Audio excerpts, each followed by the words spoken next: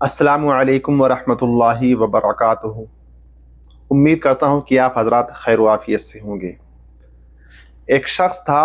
نبی پاک صلی اللہ تعالیٰ علیہ وآلہ وسلم کی بارگاہ میں آتا ہے اور حضور کو کچھ نازیبا الفاظ کہتا ہے، یعنی نبی پاک صلی اللہ تعالیٰ علیہ وآلہ وسلم کی شان میں گستاخی کرتا ہے۔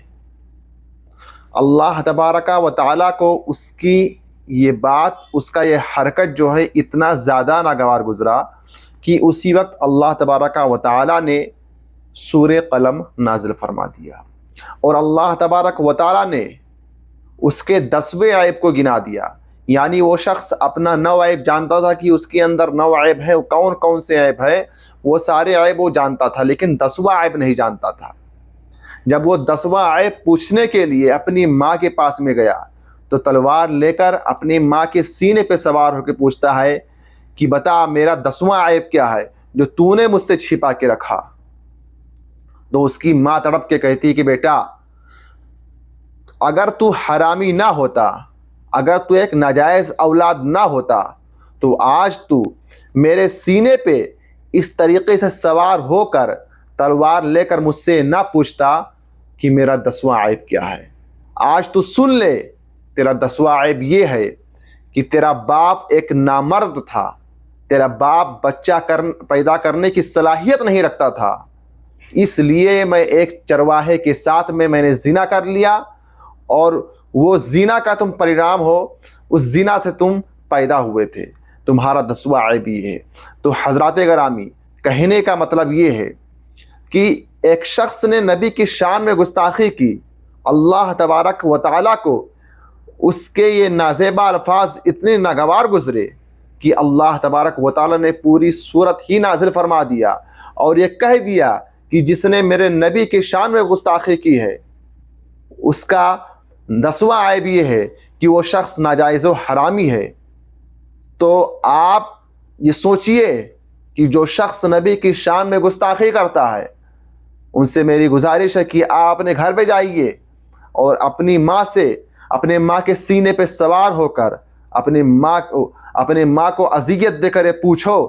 کہ تمہارے اندر کون سی عیب ہے جو تم سے چھپا کے رکھی ہے۔ تو ضرور تمہاری ماں ضرور بتائے گی تم کو کہ بیٹا تو ایک ناجائز اولاد تھا، تیرا باپ کے اندر یہ صلاحیت نہیں تھی کہ تجھ کو پیدا کر دے، اس لیے میں کسی چرواہے سے، کسی جانور حیوانات چرانے والے انسان کے ساتھ میں نے ہم بستر ہو کر زنا کر کے تم کو پیدا کر لیا۔ تو حضرات، جو شخص نبی کی شان میں گستاخی کرتا ہے، یہ میں نہیں کہتا ہوں بلکہ اللہ تبارک و تعالیٰ نے قرآن عظیم میں فرما دیا ہے کہ وہ شخص حلالی ہو ہی نہیں سکتا ہے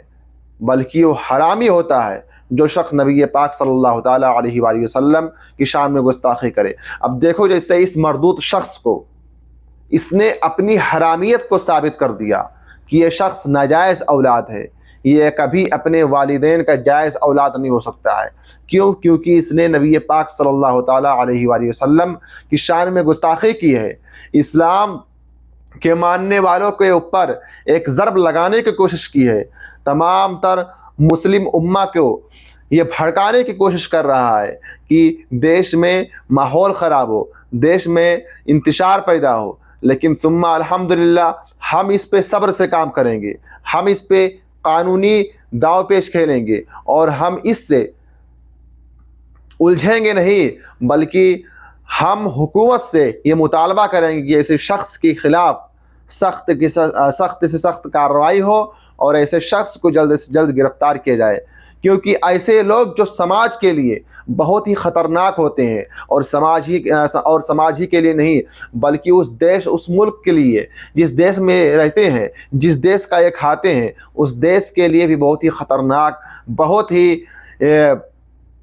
بڑے مجرم ہوتے ہیں، کیونکہ ایسے لوگ جو ہوتے ہیں نقصان کے باعث ہو سکتے ہیں، فائدے کے باعث کبھی نہیں ہو سکتے ہیں۔ تو ہمارے دوستوں، عزیز بھائیوں اور بہنوں، اس ویڈیو کو زیادہ سے زیادہ شیئر کرو اور اس مردود تک ہماری ویڈیو کو پہنچاؤ تاکہ اپنے ماں کے سینے پہ سوار ہو کے پوچھ سکے کہ میری ماں تو بتا میں جائز ہوں یا ناجائز ہوں۔ السلام علیکم ورحمۃ اللہ وبرکاتہ۔